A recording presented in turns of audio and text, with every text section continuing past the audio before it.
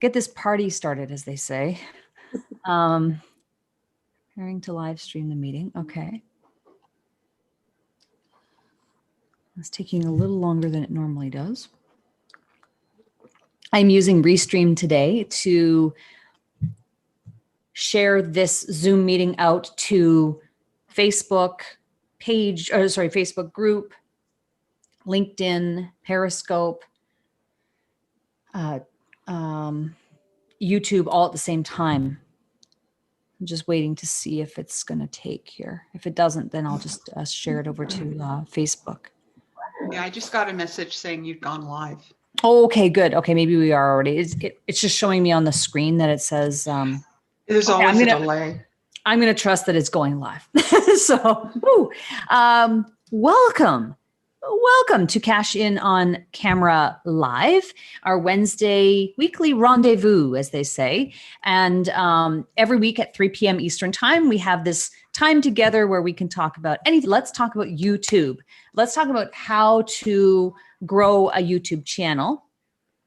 Before we get started on that topic, I would ask you to mute yourselves. You can unmute yourselves after and ask questions. By all means, if you're watching the replay on Facebook, Periscope, LinkedIn, YouTube, welcome. I will come in the Zoom meeting proper. Then you can post your questions in the chat.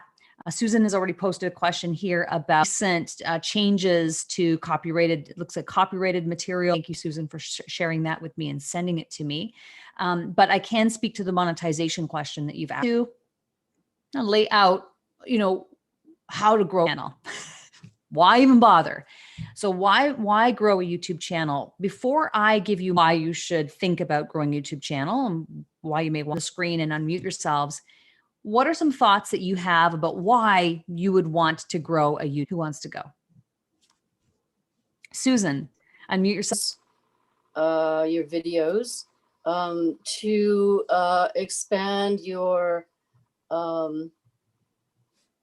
personal brand awareness to an audience that's larger than you could ever do in YouTube. Like your YouTubes have well, I don't know about a gazillion, but it's growing. It's a bother. Julia?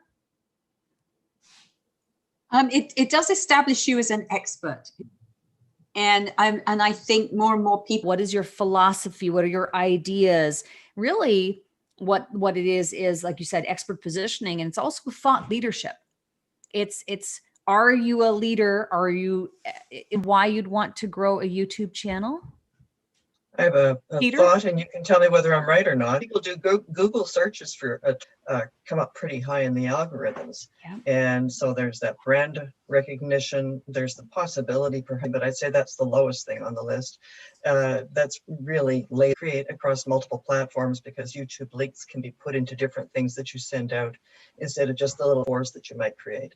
There's a number of reasons. There's a number of reasons. Yeah, links is but it's taken off beyond our wildest dreams. So Kathleen and I are turning it into a business in its own right, and we are now being approached by PR. So for us, it's a separate business to our other business activities. Awesome. Thank you for sharing. Yes. Those are all reasons channel. And so this is the part where I'm going to kind of I don't want to be a Debbie Downer, but here's where I'm going to lay down the framework of this, right? To do all those things is awesome. It's with a set of challenges, right? It comes with its own set of challenges. And that's the thing I see a lot. I'm going to talk to people. I've been talking to people for years, right? Whether it's, on a Zoom call or on a phone call. And often I'll say, do you have a YouTube channel? But I haven't posted on it in forever, right? So they have a channel, but they haven't posted on it forever. And then I'll say, and I'll dig, I'll be like, okay, so, what's going well? I started a YouTube channel years ago and I had good intentions, but after about a month, I fell off and never caught back up. Can anyone relate to that? Either yourself or someone who started the channel and then it just kind of went dormant, right? We have great intention, but it goes dormant for a variety of reasons. The number one reason that I hear is life gets in the way, right? And it does. Life totally gets in the way. So I hear that a lot, where people have good intentions and they don't, they start the channel, but then it doesn't kind of keep going. Part of the reason why is I think there may be a misconception that if you build it, they will come.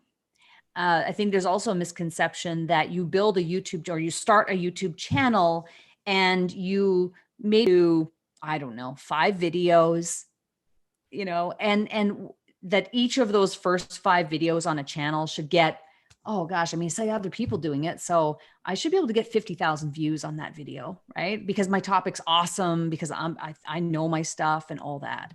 And so I think sometimes there's the unrealistic expectations when it comes to YouTube channels in general.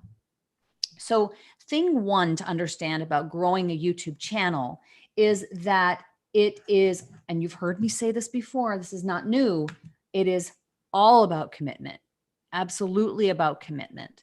And that means, and so let's just talk about what that really means. What does it mean to, I could say, well, I'm committed. If I asked all you, you're all committed, right? If I said, Irene, you committed, right? Catherine, right? Luana, you're all committed to what you're, yes, but it's, are you committed when it's midnight, the night before you're supposed to go, and it isn't, you don't have a video yet? That's when the commitment really hits home. It's like, oh, off the hook. It's exactly the same principle. You know, I think about the go live challenges that we're starting with, these live stream challenges that we're beginning. Hey, by the way, we're also accepting enrollment for the December Go Live Challenge. So if you're interested, I'll put the link again in the chat. But same kind of thing. Videos do not fall from the sky. And so it is all on you to be committed to the process. If you're doing the Go Live Challenge, it's saying, I'm committed to doing my 1 video for 1 minute every day for 30 consecutive days. Listen, give yourself, you know, you can give yourself a little bit of grace, but it's all about that commitment. Like, you have to be, if you're going to commit to the YouTube channel, it's about saying, okay, I'm committed to doing this minimum once per week, minimum. It's, if you can go more than that, great. But there does, sometimes people say, okay, I'm going to do a daily video on YouTube. It's really, that's hard to do. But you need to be at minimum once per week. And it's in those moments when life happens, business happens, and are you still committed? So that ties into my second point, which is, in order to stay committed and to be able to make it happen no matter what, no matter when life happens, when business happens, when unforeseen things happen, which is really the whole story of 2020. The second thing is, you have to have the skills. You got, if you're going to do it yourself, I'm talking about this from the perspective of a DIY, do it, you know, yourself type of perspective. Some people don't want to do it themselves, and some people hire us to make their videos for them every week, right? But if you're doing it DIY, then it's about getting the skills. I'm just going through my notes here, getting the skills so that you can stay committed to what you said you were committed to, which is creating a weekly video. So what does that mean? What does having the skills mean? It means that if you're going to DIY it, you've got to know how to edit videos. You got to know how to edit videos. There are different ways, of course, to do that. You know, I teach how to make videos on a smartphone. I teach how to make videos on a desktop, and there are various tools that I use and recommend for that. For those who are in my Cash In on YouTube beta program, right now we're doing a 12-week weekly training. I know some of you here are in that beta program right now. We're on week 10 of 12, I think, so we're just about to round it out.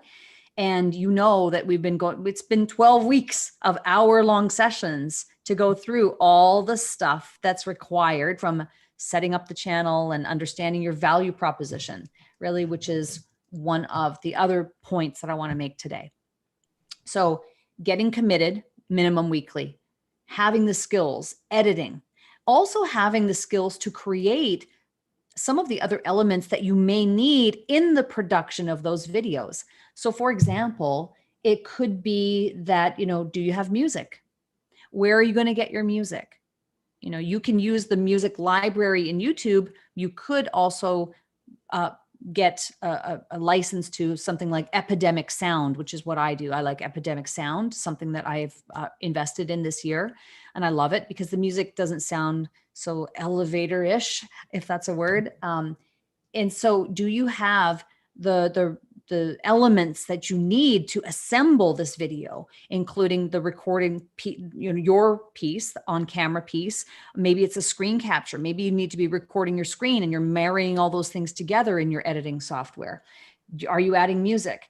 What about images? What about B-roll? B-roll is the complementary video or photos that can be layered on top of your main video, your A-roll. You put B-roll on top, which helps to support visually what it is that the narrator is saying.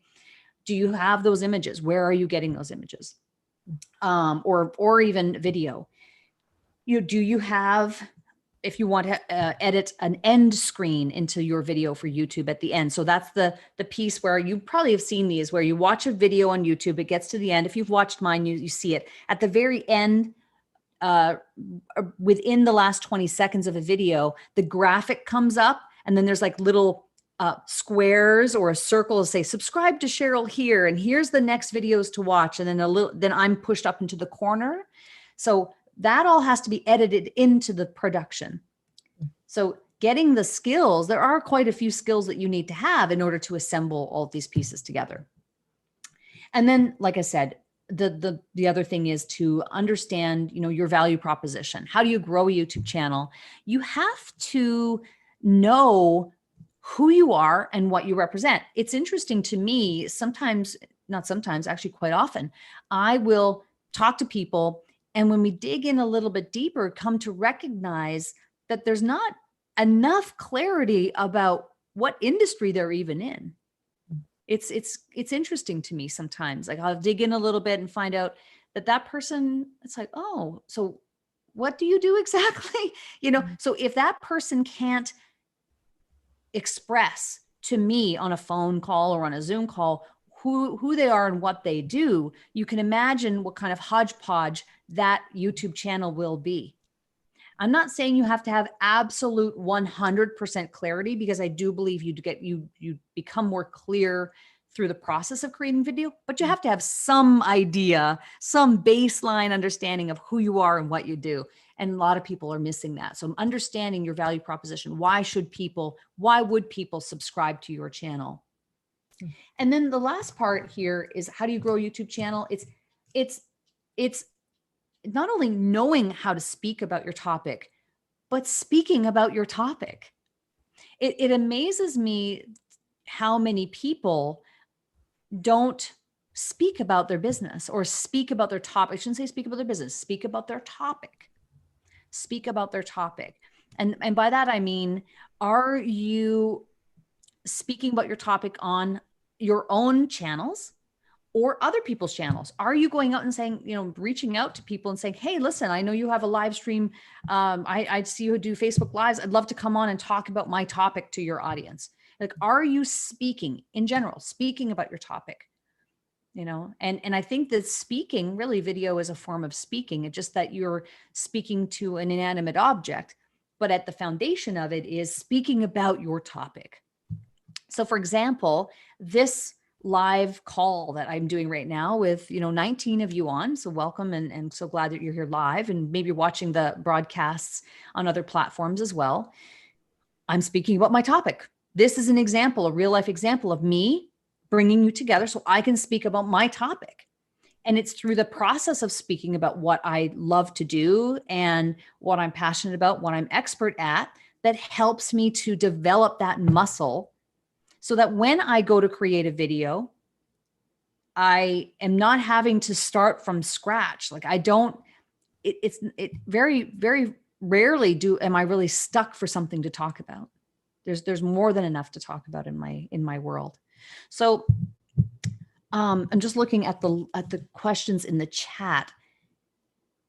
And Susan, you had asked about the monetization, and I think both Susans had mentioned monetization. I actually have a video on my channel that is how to monetize without 1,000 subscribers and 4,000 hours of watch time. So you can find that on my YouTube channel. Go and just, you know, you can find it there and watch the whole thing. But being able to monetize your channel, you know, you'd have to kind of really look at that and go, are you looking to monetize from YouTube, like being a partner program? You know, being part of the YouTube partner program means that you're getting paid by YouTube for them to run ads on your content. It's interesting. I went back into my own analytics recently. Someone asked me, how much money have you made through YouTube paying you by just through the monetization of your actual videos? And I was like, I don't know. Okay. So I went back in and I've actually made over $10,000. Nice. So that's not bad. Right. But, you know, is that your model to grow your business? For me, it isn't. You know, it's more about the other things we talked about earlier, the brand awareness, the expert positioning, Google search. Maura, that's a great point. When you have a YouTube channel, you're found in Google search, you're really essentially setting yourself up to gain tens of thousands of dollars of free traffic, which is amazing. Having the ability to then really, you're using YouTube as a host, a free host, to get those links and be able to share your content with others is a great way as well. And also speaking opportunities. I get so many speaking opportunities from people finding me on YouTube. And that to me is super valuable. So all that to say that YouTube's awesome. For those of you who have been partaking in my 6-month publishing plan that I've just recently shared, I actually want to show you something. If I'm sharing this, I'll just show you. So this is if you don't yet have this, let me know and we can send it to you. But what I did was I created a 13-page 6-month publishing plan. So this is like, if I lost everything and had to start over, these are the things that I would do and the order in which I would do it, the decisions and choices I would make, on and on and on, different philosophies that I have and ideas around how to do that and assets to create. But at the very end of it, I talk here about what is the timeline to follow. And when it comes to YouTube, for those of you who are questioning, you know, it's like, when's the right time? Should I be doing a YouTube channel? Here's just my belief that in the world, this pandemic, post-pandemic, or now current pandemic is still ongoing world we live in, I like to see people going live for a period of time before they start embarking on YouTube channels and recorded videos and editing videos. If you're not 100% committed, right? You can do this in any order you want.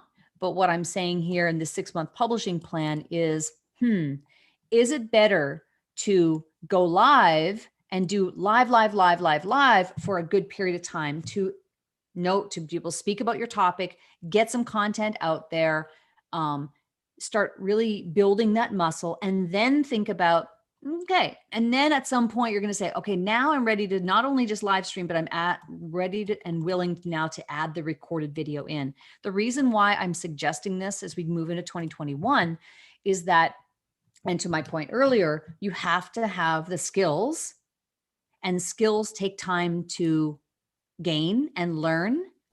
It isn't something that you can necessarily, because you have to practice it. You've got to be committed. You've got to keep doing it. Like, I'm a self-taught editor myself, but it took me time. It took effort and time to do that. And if you're feeling like I don't have the time, then you should start with live and think about the YouTube stuff at a point when, okay, I've got the live stream stuff down. I'm able to create content without editing necessarily. Now I'm willing to start looking at this whole YouTube channel stuff and saying, okay, do I build upon the skills I've already learned?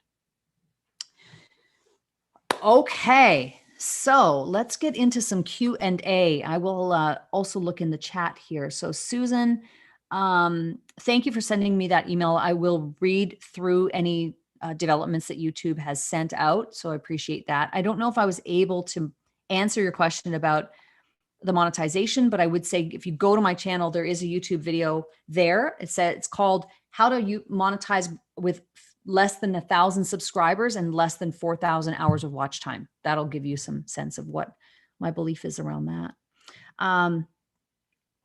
YouTube's right to monetize. YouTube has the right to monetize all content on the platform, and ads may appear on videos from channels not in the YouTube Partner Program. Oh, interesting. Okay. Yeah. Well, listen, at the end of the day, it's their platform. So what can we say about it?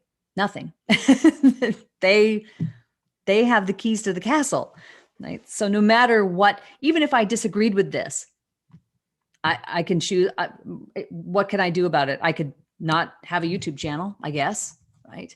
So, but yeah, that's interesting. I'm going to look into that. Another benefit for YouTube channel is providing encouragement to others on the same life path as ourselves. Absolutely, yeah. Commitment, nothing will get in the way of achieving our stated goal. Yeah, I agree. What's involved with being in the YouTube Partner Program? That video that I mentioned will answer that. So the requirements, there's no cost. It's more about you have to have a minimum of 1,000 subscribers to be eligible, plus 4,000 hours of watch time on your channel in the last 12 months in order to be eligible for the partner program. It usually takes, once you reach those requirements, it can take up to a month for them to grant you that feature so that you can start monetizing. Yes, I would like the 6-month plan. Is this where we ask you for it? Sandra, if you can just send me an email or a text, I'll send it to you. I'll send it to you. Because I think you're already on my general email list. If you're already on my list, I'll just send you the PDF and you can read through it. So get in touch. Irene, yes, I'd like a copy. Irene, same thing. I thought I'd send it to you, but if you message me, I'll make sure you get it. Luana, okay. Oh, I see a private message. I'll get back to you, Luana, about that. I'm interested in a copy. Fritz says that. Maura says this. And then Julia, is there an optimum length for a YouTube clip? No, Julia, it is all about the value you provide. Like I have a video that's less than 2 minutes long that was picked up by the Daily Mail Online UK and included in some of their publications. And the video is 1:45, and it has like, I don't even know, I haven't checked lately, maybe think that in order to expand those, to reach the 4,000 hours of watch time, sometimes they go, oh, well, I'm just going to make my videos longer. Do you see what I'm saying? I don't really advise that because it's people. Yeah. Okay. So you made your video longer and you filled it with a bunch of stuff that was redundant or went over the same points over and over again, and it's 12 minutes long, but your retention's really going to be sucky. So what's better? I think it's better just to say, hey, I'm going to create valuable content. It's going to take as long as it takes for me to share these things that I want to share, and be that as it may. Okay, captioning. Julia, yes. Captioning is a really, really key thing on not even just a YouTube thing. I think it's increasingly becoming, it's always been valuable. It's been valuable for many years, but a lot of people consume content without the sound on. So having those captions is a key thing. And there are different ways, like on YouTube, on Facebook, when you upload content to those platforms, there are automatic closed captioning features on those channels that will do it for you. The problem is they're not perfect. They're not even close to perfect. So you're going to have to go through with a fine-tooth comb and edit those automated, auto-generated captions, unless you use a third-party service like a rev.com or temi.com or something like that, which are 98% of accurate. So there's different, actually captioning may be a really good topic for another training, like just to really dig in specifically to captioning, because there's different ways to do it. Are you layering the subtitles on top, or are you actually embedding and burning those captions into the actual video file? Are some questions I would present there. Okay, any other questions? YouTube, okay. Amber? Oh, sorry, Amber, I thought you saw you on mute. Okay. So no other questions about YouTube? Everybody's good? Okay. So I think at the end of the day, YouTube is very valuable. It can be really valuable so long as you are ready to be committed. In order to be committed, you have the skills. If you're in a place right now where you're going, okay, I don't know, like 2021, where should I start? Like if you're in that place where you're like, I don't know, like, should I start with a YouTube channel? Like, I don't know if I don't have the skills. This is where I would say, maybe the thing to do would be to start with, let's just get up and running and get some videos out there. And maybe that does not include editing and video production and all the skills that are required in order to do that. Maybe, I don't know, maybe, if that's the case, then you could be starting with live videos, getting your feet wet, getting out there and speaking more, getting that content up there and out there quicker and faster, and then reevaluate the YouTube channel stuff with the commitment and the skills and the value proposition and the rest of it after you've gotten that content out there live. Do I see show of hands on the screen? How would I ask this question? Show of hands on the screen. How many of you know you need more content online? I'm just kind of curious. Okay, so quite a few. And how many of you, show of hands on the screen, feel like editing will be a bottleneck for you? Some, yeah. So if that's the case, then, the live stuff, the live may be a good solution to just get going. Here's the problem we're going to run into in 2021. The problem we're going to run into is that COVID's not going anywhere yet. When it started, I kind of thought, okay, by fall, things will be back to normal by fall. And it became very clear around summer, September, that it was like, okay, that is not the case. And now we look at the numbers and where we're going. This is not, even though, vaccines and we were hearing some good news, right? And that's good. But I think that we all need collectively to be prepared that 2021 may be similar to where we're at now. So if that's the case, what is your plan to make content? If all of you have agreed, I need to have more content out there because the value of creating content and getting it out there, then the question has to be, what is your plan to get it out there? Is it going to be learning how to edit, which you can totally do, right? You can do that. Or is it going to be to live stream, right? To get things going. Okay, so let me just make sure I'm answering questions. Okay, so Susan, for future, do you use Camtasia for closed captioning? No, I have used Camtasia to do closed captioning. In fact, way back, I didn't know any better. I went in and I'd listen and then I'd type, and then I'd listen and then I'd type, and I'd listen, and that took hours of time. No, you don't have to do it that way. So, but I do use Camtasia, and I think next week, maybe closed captioning would be a good topic. We could talk about that. How many, show of hands on the screen, who'd like to do that next week and talk about closed captioning? Okay, good number. Can you still add your live videos to your channel, or should you wait till you have it looking more professional? You mean adding these type of live videos to a YouTube channel, Julia? Is that what you mean? Can you unmute yourself and ask? Like if I just started talking in my phone, for example, okay. Would it be a good idea to add those to just get my YouTube channel started to fill? Or should I wait till it looks more professional?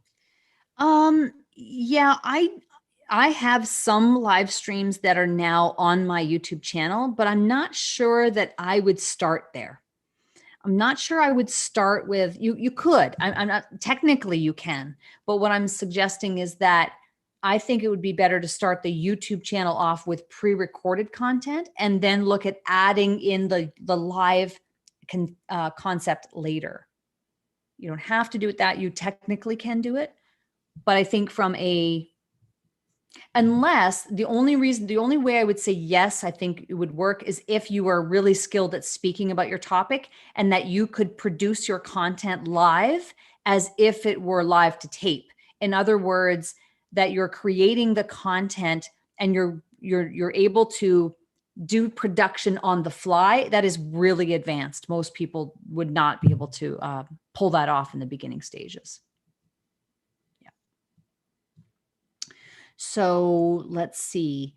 Perfectionism is the key gremlins for editing. Yes, Susan, no doubt.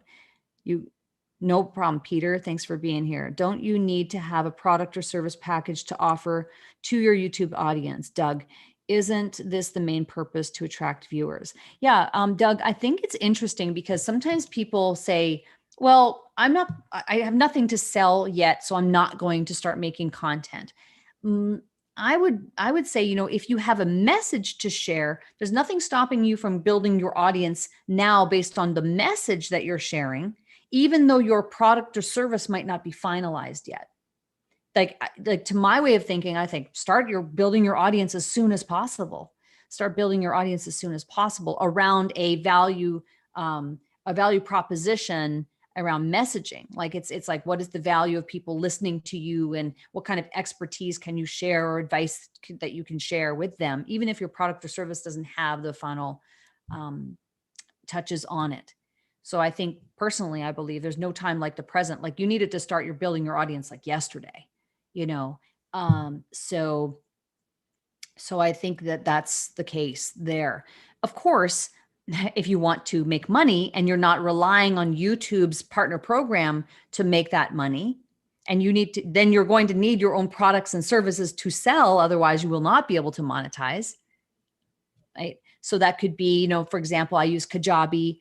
I'm a big fan of Kajabi, but it allows you to create. And if you're interested, Doug, I do have a link that I could share with you. They do a 28-day free training. Kajabi does, that takes you through creating your first product to start monetizing. So if you're interested in that link, I can send it to you. But yes, when you're really analyzing your monetization plan, then clearly, you can't monetize if you have nothing to sell. But yes, the time to start building your audience was yesterday. Oh, good, Maura. Glad you were here. Irene, you've seen my 15-minute parties for Arbonne. Yes. Could I and should I save and upload those on specific topics on YouTube? Yeah, Irene, I think you could. So long as, again, there's value to the audience, and that it's not, and I have seen it. I don't think I'm not saying it is a sales pitch, a big pitch fest, type of thing. But for anyone else who's watching on this platform or others, if you're watching on YouTube or LinkedIn or Facebook right now, and I am restreaming this using restream.io, by the way, if you're watching on any of those channels, don't make your content a pitch fest. It has to be value-driven content. Can you have a call to action that drives people to either subscribe to your channel or like your page, or maybe even buy something? Sure. Or join your list, of course. But the essence of the videos, from the perspective of what I'm talking about today, this is content marketing. This is marketing, where you're creating content that's attracting an audience and you're building your know, like, and trust factor with them. So, Irene, it could be something too, where maybe those 15-minute parties that you do, and if you do them on Facebook, if memory serves me, yes, you do them on Facebook. It could be a case where you download them and then you edit them. You only take out a little portion of it and take out the extraneous, like chit chat, all that kind of stuff that goes on. And if there's like a teaching segment that you do in the party, then that teaching segment could be the essence of a video. But again, you have to edit And you have to have the skill set to edit. So that's what I would do. Example. In fact, I might even have it up here. Let me share with you. So the video that I did, when did I do this? Is it here? Here. So this section here, oh, it might not show. There's a section in here that I took for this video that I made, and it was a section from a training, like just one little tiny section that I just edited down and made a YouTube video from it. But I have the skills. So again, that's where that lies. Okay, Cheryl, I'll send you the link because it's actually, okay, so Cheryl, Doug, okay. Let's see here. Another future subtopic for monetizing, Patreon, yes, and other tools like it. I see this frequently on YouTube videos. Yeah, Patreon. I don't use it, but I know of it. And then Irene, I use Camtasia for desktop editing. And then I use a variety of different video editing apps on my phone, like InShot or Video Shop. I also like Mojo, which I don't tend to use a lot, but I think it's a cool tool if I'm doing it on my phone. Okay, great. Great questions. Oh, lots of questions. Great. So the thing I will leave you with today, and I'm just going to go back to the top here, is I will let you know, and this is for anyone who's already done a challenge with me and hasn't done all 30 days, and you know who you are, and it's okay, because you can redo the challenge. Okay. The enrollment for the December Go Live Challenge is up. So if you are interested and are like, I need to do this and I need to do it now, join us in the December challenge. The link is in the chat. It's $17, so very affordable. Join us. And what we do is we give you prompts every day by email. I'm also adding another layer into it. I just discovered this morning. I got so excited. I'm able to also send you text messages every day of the challenge. So you're going to get some reminders from me throughout the 30 days. Okay. All right. You're going to like it. You're going to like it. You're going to get them on email. You're going to get them on text, and for 30 days of indoctrination and going live for 30 days. Trust me when I say, if you do this, it could transform your mentality around content, around video. And I feel very strongly that this is going to be the way to get most of you to start doing your videos. Catherine, you've done it. Susan I think Susan's still here. You've done it. Who else has done it?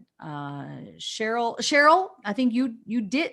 It's okay. You did some of them. You should do it again. Like, listen, it's kind of the whole point of it being a challenge. It is challenging. So if you didn't do them, it's okay. Dust yourself off and be like, okay, I'm going to try it again, but join us again. You should do it again. Amber, same thing, right? You guys are smiling. I'm glad you have a smile on your face, but do it again.